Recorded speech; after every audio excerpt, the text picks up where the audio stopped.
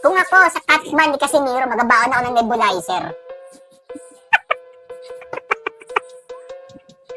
Oh, coach!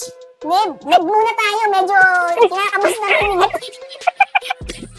Bawal yun. Hindi pwede yun. So, pre, magugulat ka, may nakatabing oxygen tank dun sa gilid, no? Oo. Bukod sa tinawag na sinabihan pa si Cuadro Alas, si Casimero, na magtinda na lang daw ng buko. Seryoso? Ngayon kasi ang pangalan ni Casimero nga, wala na, kumbaga, nasa ilalim na eh, di ba? Kung lalaban man siya, kailangan niya ng isang pampahit uli sa kanya. Para yung value niya as a fighter, hindi tama rin yung iba. Ayun nga, kasi kung kay Inoue, lalabanan niya si Casimero, baka mabash lang siya eh. Kasi baka sabihin, nag-cherry pick siya eh. Wala na ngayon si Casimero sa, sa listahan ng mga great contender eh. Dati oo, ngayon hindi na. Kaya May dumagdag na naman sa listahan ng mga nangangayaw lumaban kay Cuadro. Ano nga yun? Alas. Alas? Alas. Oo nga, alas. Alas, gago. Alas. A-L-A-S. Alas. Correction, mga viewers. Oo, alas. Cuadro. Alas. Bagong gising Oo. kasi ako eh. Pasensya Magkataon nyo kasi. si Kaporn kasi sa ase. Oo. Hmm. Matapos ngang Tandaan niyo yung mukha ipahayag ni niya. Naoya Inoue. Hindi, totoo to mga viewers saka mga subscribers natin, ano. Matapos nga sabihin ni Naoya Inoue na tinamad na nga daw siyang labanan, nawalan siya ng interest labanan si Cuadro Alas dahil hindi naman daw magaling at sayang daw ang oras niya. Meron naman sumigunda sa kanya. No? Kilala niyo ba to mga ka-porncast? Alam ko pare, kilala ko Sino? yan. Luis Neri. Alam niyo ba? Yan, tama. Ito bukod sa tinawad na sinabihan pa si Cuadro Alas, si Casimero, na magtinda na lang daw ng buko. Seryoso? Tapos, sabi nga, Ba't naman sinabi naman? Bakit Tama naman sinabi yun. nagtitinda ng buko, pre? tinatamad na ako labanan ka kasi walang kwenta yung pinakita mo nakaraan eh. Parang kulang ka sustansya eh. Di ba? Parang hinihika eh. Di ba? Hinihika eh. Tapos, May nabasa asthma, pa ako sa pre, ba? comment. May asthma. So, nabasa pa ako sa comment. Sakto, titinda ka ng buko, di ba? Tama utol mo, magtinda ng pugo. Pugo ba? Parang hindi pugo Tinda yung ng nabasa ko, kwek-kwek. parang kwek-kwek eh. Hindi kasi partner, buko tsaka kwek-kwek, di ba? Kasing kulay ng buhok ni Jason. Kasi kwek-kwek. Grabe naman yung nagsabi nun. Idol Pero natin masarap yan si, yun, si Pero masarap Cuadro yun. Alas. Oo, mas sarap talaga yung, Masarap siyempre yun. pag nauhaw ka nga Kwek-kwek naman, tsaka kakain ka ng buko. kwek-kwek, kasi buko. Pero kahit anyway, sino- no? Pero anyway, no, mga ka-porncast, no? So, ano nga ba ang nakikita niyong future kay Cuadro Alas? May chance pa ba na magharap ang dalawa?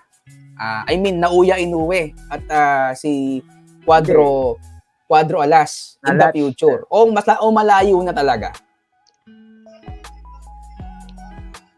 Malayo na, pre, kasi ibang ibang level na talaga si Inoue. 'Di ba, kahit ano pang sabihin natin, 'di ba? Alam mo, mahal na mahal natin yung mga boksingerong Pilipino. Lalong-lalo na si Casimero, may napatunayan na 'yan. Sabi nga ni Tapales ayaw niyang ikumpara siya kay Casimero kasi si Casimero may napatunayan. Na totoo naman 'yun. Pero when it comes to Casimero and Inoue, wag na natin ikumpara kasi nakakahiya naman kay Inoue. Si Inoue nasa ibang level na, mga kababayan, no. Si Inoue world champion na, undisputed na nga yata si Inoue ngayon 'di ba? Tapos lumalaban na rin sa Amerika. 'Di ba? Imagine niyo si Nonito Donaire na, ni-knockout niya. Knockout ba 'yon yung huling laban niya o hindi, tinalo na lang, unanimous decision, pero na-knockdown niya, 'di ba? Walang kayang gumawa nun. Si Walter lang naka-knockout kay Oo, si Inoue, 'di ba? Ang bigat ng kamay. Si Dasmariñas, 'di ba? Ni-knockout rin ni Inoue. Kaya kung ikukumpara niya si Casimero, wag kayong magagalit. Malayo na. Kumbaga na lang, dumi na lang ng kuko si Casimero ni Inoue. Parang ganun. Pero mahal namin yan, Dumi ha? ng- Mahal na mahal Oo, namin yan si mahal Casimero. namin. Idol ko yan, idol. Tandaan nyo rin mukha nung yan. Ayan. Pero yun nga, ano, Idol yun nga, namin anyway, yan, no? si Casimero. Idol natin si Shoutout po. Quadro Alas, no? It's my boy, no? So, shoutout sa mga fans ni Quadro Alas, no? Yun nga, hindi naman kami magbibigay ng statement dito nang hindi naman totoo, no? Kapwa na nila boksingero nagsasabi na pa-downside na si Quadro Alas, 'di ba? Ayaw na nga nilang labanan eh, bakit? Dahil nga doon sa pinakita niyang last performance kontra kay Oo, Uguni. pre. At may balita pre. May balita pa. 'Di ba si Luis Neri nagkakagirian tong dalawa, 'di ba? Dati parang nagkakainitan sa social media tuloy. Lalabanan na lang daw yung si Uguni. Yun. Mas sinipag pa doon sa sa nakalaban ni Quadro Alas. Ito si 21. Alam ko ito, panatiko talaga to niyan eh. Panatiko talaga to ni Quadro Alas. Alam mo yung kwarto nito? Dumalaw ako diyan, puta may picture ni Quadro Alas. Inaka-boxer? Nakita ko yun eh. Ano mas sabi mo May hawak pare? na buko. Yun ba yun? May poster, Kasi pre. si Quadro Alas malakas. Malakas yung Quadro Oo. Alas. Nagano lang siguro, parang di ko sure kung nanghina lang siya nung last game niya eh. Pero kung titingnan mo yung mga previous fights nun, malakas yung suntok nun eh. Parang sa tingin niya ng iba, parang next Manny Pacquiao eh. Kasi lalakas ang mga suntok kung titingnan mo yung mga highlights niya. Yun nga lang baka nung nakaraang game, nanghina siya. Hinika Pero pre, kung- hinika. Hinika. O baka dahil doon, di natin sure. Pero kung tuloy sana laban nila ni Inoue. Kung ako pupusta kay ako, kay Casimero ko eh. Versus Inoue. Versus ano yan? Ba, kay Casimero Oo, ka versus Inoue. Casimero ako, oo. Wag lang manghihina ng baka kailangan niya lang mag-exercise pa ng mas extensive training pa. Yung training. Wag muna uminom, no? Palitan niya yung kumuha siya ng mga trainer ng maayos. Yun nga rin yung payo sa kanya, di ba? Dietitian. Kasi wag siya At saka nagva-vlog pa kasi yun eh, si Casimero eh. Alam niyo ba dati? Dapat siguro focus Yun muna nga, siya. parang nahati Pero kasi sa mga ganun eh. kababayan natin, alam nyo, huwag nyo po kaming binabash. Mahal na mahal po namin yan si Casimero. Sa katunayan, lagi kong pinapanood yung highlights niya, yung kay Tete. Tete, yung ninakaut niya si Tete. Bilib na bilib ako dyan kay Casimero. Pati yung yung pagkapanalo niya kay yung tumalo kay Donaire, di ba? Natalo niya yung si Walters? Rigondo, di ba? Rigondo. Malakas talaga si Casimero. Hindi, si Rigondo, pre. Rigondo. Alam nyo, si Rigondo, sa mga si kababayan Rigondo natin, nakasar nga ako sa laban na yun eh. Kasi, na-knockdown niya si Rigondo eh. Kaso hindi tinawag ng referee. Di ba napanood nyo yun? Knockdown niya round 1 si Rigondo. Kaya natakot na lang si Rigondo yun eh. Sa kanya. Kaya, I think may possibility pa rin. Kunyari, kung sakali maglaban si Inoue, tsaka si Quadro Alas. Kay Quadro Alas din ako pupusta, syempre. Ako, kailangan muna yung lumaban talaga ng isa pang yung title pa. Laban na magpapakita na karapat dapat siya, di ba? Kasi sakto. Huling laban niya parang naumay yung mga boxer eh. Laban siya sa mga level ng mga top 2, top 3 or 4, di ba? Parang leveling eh. Di ba? Bago niya kalabanin si Inoue o si Neri, pwede si Neri. Labanin niya pag na-knockout niya, magandang performance lang, babalikan niya sa hype niya talaga. Tama, sakto yung sinabi ng mga ka-podcast natin, no. So yun nga, ang kalaban kasi dito ni Casimero, mga ka-podcast, mga viewers natin, yung oras at saka yung edad niya, kasi hindi na siya pabata patanda na siya Huwag nating kalimutan si Casimero 34 na. Ngayon, ang kailangan niya on his current situation right now, na ayaw na siyang labanan ng mga boksingero, hindi umano. At correction lang, mga viewers, hindi sa amin to nanggagaling, kundi sa mga boksingero na mismo. Na parang nawawalan sila ng ganang labanan si Casimero dahil nga doon sa kanyang huling performance. Pero ang side namin, sana yung mga boksingero na ngayon, huwag nilang tignan yung huling laban lang na yun ni Casimero. Kasi isang laban lang naman yun Yun, di ba? Kung titignan nyo, isang laban lang naman yun, hindi naman yun yung buti sana kung yung mga last 3 fights niya, ganun pinakita niya. Talagang masasabi natin na yung career niya pa-downside magbuko na. na lang. Pero Oo. Hindi, kasi at titignan nila yung ano eh, yung competitiveness pare. Kung sino man Oo. magdadala ng pera. Ngayon kasi pangalan ni Casimero nga, wala na. Kumbaga, nasa ilalim na eh. Diba? Kung lalaban man siya, kailangan niya ng isang pampahype uli sa kanya. Para yung value niya as a fighter, hindi tamarin yung iba. Tumaas. Mm. Oh, tsaka nga naman, diba, kung sa totoo lang, kung ako Oo, yung tama. boksingero, bakit naman ako lalaban sa isang kunyari world champion ako bakit ako lalaban sa walang title? 'Di ba? Matagal nagle-lay off, pangit yung pinakitang performance at walang At ganang nagbablog. labanan ng ibang boksingero. At ay, hindi. labas 'yon. Kalabas Oo, ulit. labas 'yon. So, labas na 'yon. Eh, syempre, mas pipiliin ko yung may titulo, malakas, yung mati-challenge ka talaga, 'di ba? Yun nga, ang kailangan ni Casimiro ngayon is impressive fight, impressive win, at saka makakuha siya ng world title para umangat ulit yung ranking niya at para Tama. meron siyang chance malabanan ulit si magkaroon ulit ng chance na magkaroon ng tawag dito ng pag-uusap Inoue. Oo, si sa Inoue para kampo ni Inoue. O, diba? para hindi tamarin sa kanya. Yung laban. O, yun yung advice natin sa kanya at saka yun nga sinasabi rin ng mga coach at saka si Coach Nery, dati niyang coach, o saka kay Coach Nery na mismo nang galing yun na kailangan niyang palitan lahat sa team niya. 'Di ba? Okay. Sa amin lang naman mga viewers at mga subscribers tama. namin dito. Mahal natin si Idol Casimiro. Makinig Diba? naman siya sa ano. Kasi kami, tinitingnan namin yung mga bad side and good side ng mga ano niya. Sa laban. Oo. Siyempre, nakita natin yung mga kailangan i-improve. As a fan, di ba? As a fan, nakikita natin yan. Tama. Sisegundahan ko lang yung sinabi ng mga ka-porncasters natin. Tama yun. Tumpak, spot on. Na, ayun nga, kasi kung kay Inoue, lalabanan niya si Casimero, baka mabash lang siya eh. Kasi baka sabihin, nag-cherry pick siya eh. Wala na ngayon si Casimero sa, sa listahan ng mga great contender eh. Dati, oo, ngayon hindi na. Kaya kung kay Inoue, maintindihan nyo talaga siya. Hindi lang siya nagdadaylan. Talagang bilang boksingero, may pangalan na siya. Baka parang i-degrade niya lang yung sarili niya. Lumaban sa wala nang pangalan ngayon, which is si Tsaka baka Casimero. matyampahan Pero pa maganda yung siya, sinabi ng mga ka-porncasters natin na matchambahan pa siya.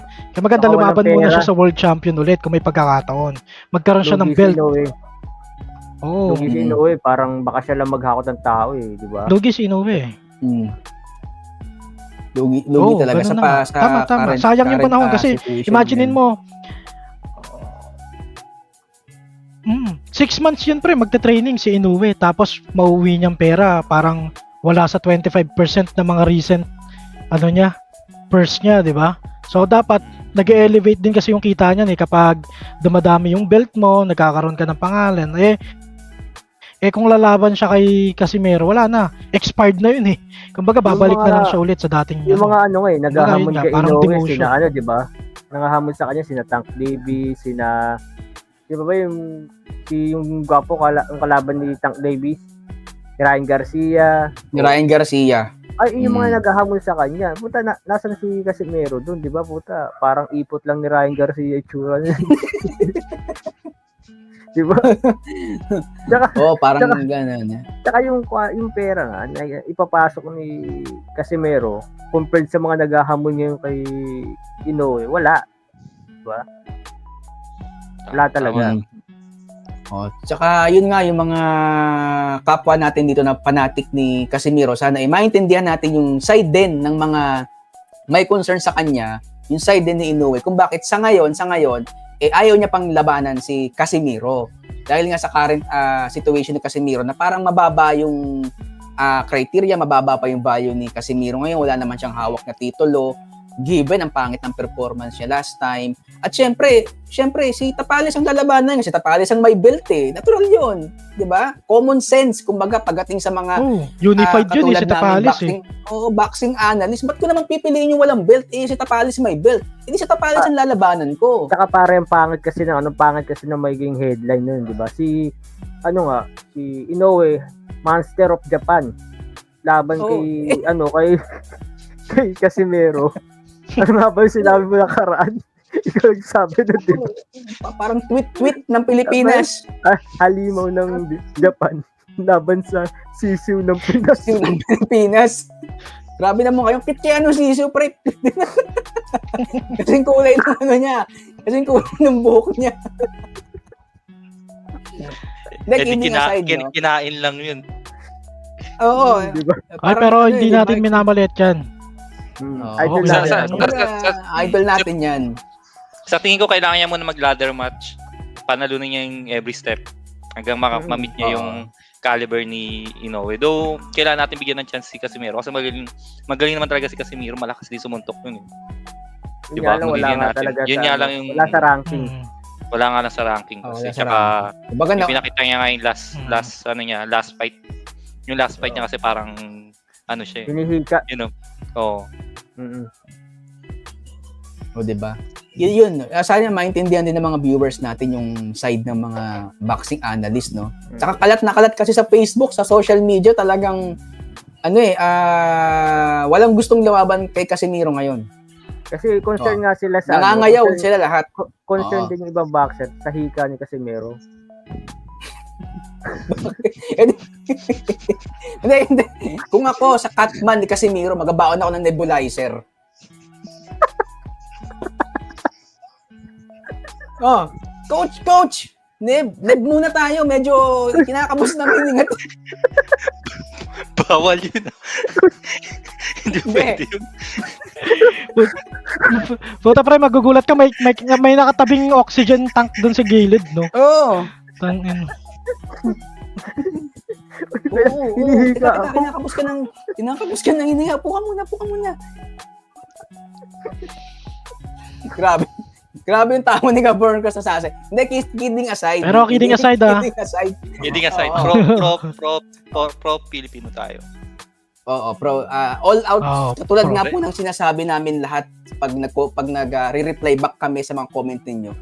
All out support tayo sa ating mga Filipino boxers. Lalong-lalo kay Casimiro at sa parating na laban ni Tapales, no? It's just that Tapales. Casimiro tsaka Tapales on our side kasi hindi namin tiyatanggalan ng chance si Tapales sa darating niyang laban kay Inoue, no? Pero yun nga, medyo yung betting, no?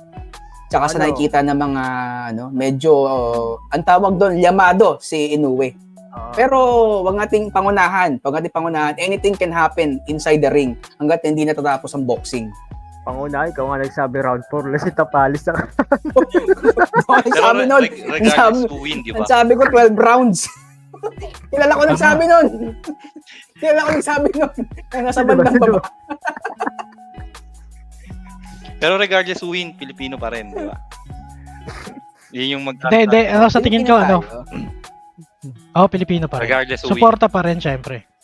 Suporta tayo kay... Alam nyo, manonood ako ng boxing ngayon, hindi dahil kay Inoue. Cuadro Alas tsaka Tapales, pre. Siyempre. Totoo ba yan? Parang iba yung ngiti mo rin ba? Oo, syempre. Hindi, yan, full support, all out support sa ating mga boksingerong Pilipino. Di ba? Oo. Supportado ka rin sila, supportado. All out support po sa mga boksingerong Pilipino. Lahat, support namin yan. Support natin lahat sila, no? So, yun nga, mga giliw nating viewers at subscribers, ngayong nalaman nyo na ang mga komento ng ating mga giliw ng Ka-Porncast, pansamantagal kami nga magpapaalam at puputulin bago pa humaba to at kung ano pang masabi namin sa dalawang boksingero, lalo kay Cuadro Alas. Kung hindi ka pa nakasubscribe sa aming channel, wag mo kalimutang pindutin yung subscribe button at notification bell. Paano mo malalaman kung ano ang pinagsasabi namin sa susunod na video tungkol kay Tapales at Casimiro kung hindi ka magsusubscribe? Malay mo, bigyan ko ng nebulizer si Casimiro. Diba? Joke lang. Kidding aside, no? Kapag ikaw sinapak. Tsaka follow our, pre. Yung Facebook page natin, no? Facebook page namin, lalabas na lang yan dito. Ako ba? Wait lang. Pagka-pop up yan sa video namin. Oo. So, yun. Hindi, ang akin, pre, follow our Facebook page. Sige. Puta, delay ako pre. Delay yata internet ko. Pero anyway, follow our Facebook page kasi kami, live stream kami ng Tapales versus Inoue. So, sundan nyo lang ho kami. Yun! No? Follow nyo to. Follow nyo yung Facebook page para makanood kayo ng live stream ng Tapales versus Inoue. Promise yan. Oh, rinig nyo, nag-promise yan. Ang daan yung pangalan yan. Ka-podcast na rib yan. So yun, bago pa tumagal tong video natin, pansamatagal kami magpapaalam. Ako nga palang inyong full support, all-out support sa ating mga boksingero, Pilipino, Casimiro Tapales. Ang inyong lingkod, Omar. Inyo, ate. 21. 21. 21. Bye-bye. Bye.